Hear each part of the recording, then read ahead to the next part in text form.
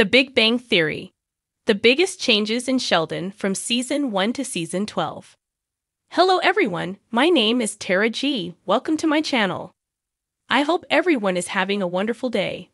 Before starting the video, please go ahead and hit the subscribe button and give this video a like up. Sheldon never really liked change, which was ironic as he underwent the biggest character development out of anyone on the show. After it was announced that young Sheldon for a season 6 and 7, it's pretty clear that Sheldon Cooper is the most popular character on The Big Bang Theory. With his character going to be on screen for more than 20 years, it seems that the world can't get enough of the lovable physicist as his stories, relationships, and family came up with the most unique and entertaining stories. Although Sheldon was a very peculiar character, who initially served as a minor antagonist to the other core cast members, he did end up going through a lot of changes during the 12 years that The Big Bang Theory was on the air. He became less self-absorbed and began to gradually become a nicer person. He was still irritating at times, but Sheldon, overall, really did improve to become the person that the fans love and can't live without now. Sheldon and Amy's relationship is a very unique love story. Originally, they seemed to be the perfect match, with Amy matching Sheldon's apathy towards dating precisely. However, over the seasons, Amy realized she wanted more, but Sheldon wasn't willing to move forwards. Related: 10 The Big Bang Theory episodes to watch if you miss Sheldon and Amy. In all fairness, Sheldon dating and kissing a woman showed how far he had come. But Amy deserved more. After she and Sheldon took a break, Sheldon was even more committed to his relationship, and the two got married in the Season 11 finale. Even in the Season 12 finale, Sheldon was still very much capable of behaving in a selfish manner. However, in the early seasons, his behavior was much worse. When Leonard was dating Stephanie, who, in all fairness, wasn't one of the funniest side characters in The Big Bang Theory, Sheldon deliberately interfered and almost cost Leonard his relationship. Equally, when Penny and Leonard broke up for the second time in Season 3, Sheldon was more concerned about how it would affect his life. However, Sheldon did manage to improve upon his behavior. He cared a lot for his friends and even risked getting arrested when Penny dislocated her shoulder. In most episodes of The Big Bang Theory, Sheldon never liked people touching him, his food, or his different spots around the various apartments. Gradually, Sheldon got used to the idea of touch. He initiated a hug between himself and Penny in Season 2, and his whole relationship with Amy was about pushing Sheldon gently out of his comfort zone. It delighted fans to see how far he had grown in these instances, and that he didn't let other people dictate his journey. He took agency and made these steps when he was comfortable enough. Sheldon never really was one for social interactions, which explains why his social circle was so small. In a flashback to before Season 1, it was shown that Sheldon had no friends before Leonard moved in. However, soon after, Sheldon became acquainted with Howard and Raj, both through Leonard.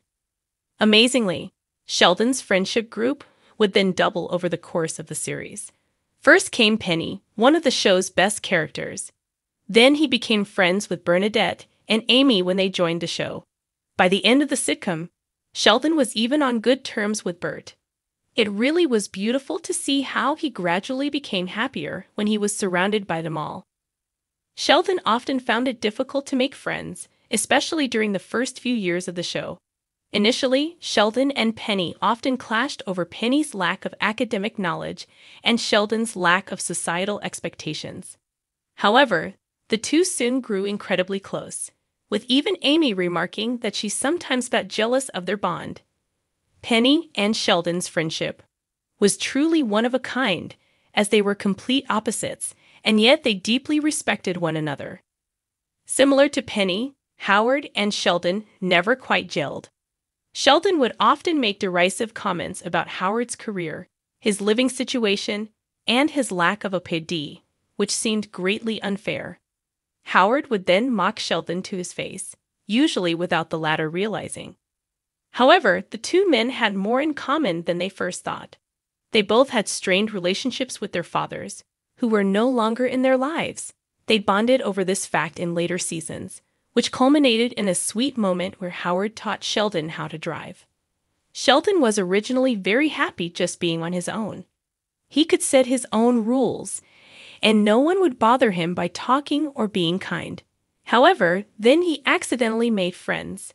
In season 1, Sheldon was adamant that romantic relationships were not on his agenda. Related. The 9 best scientific references in The Big Bang Theory. When he met Amy, though, in season 3, Sheldon found himself drawn to her. Although it wasn't an easy ride, Sheldon and Amy became a lovely couple, always supporting each other. By the series finale, Sheldon was more than happy to share his Nobel Prize with his talented wife. Initially, Sheldon was seen as a bit of an oddity at Caltech. Essentially, they recognized his genius and respected his intelligence, but they never seemed willing to put in much effort to accommodate his eccentricities. Unfortunately, this went on for a long time, until Sheldon and Amy were nominated for a Nobel Prize in season 12. Caltech suddenly changed its attitudes towards the 2 scientists and treated them like royalty. However, many fans would agree that they should have been much more allowing to him from the beginning. Sheldon always liked things to be a certain way, so he really struggled to adapt to change. However, this didn't mean that this stayed the same for the physicist. Throughout the years, Sheldon did try a few coping mechanisms to help him overcome this obstacle. For instance, Sheldon made a huge step when he moved into Penny's old apartment to see whether he would like to live with Amy. He also took a spontaneous trip across the U.S., which was a big deal too since Sheldon liked to plan everything to the last detail. While there were still times where Sheldon annoyed the group with his high demands, they did get less frustrated with him as the years went on. Leonard and Sheldon's friendship is a unique one, even in the world of sitcoms. A lot of the time, it seemed as if Leonard's willingness to do anything for Sheldon often went unappreciated.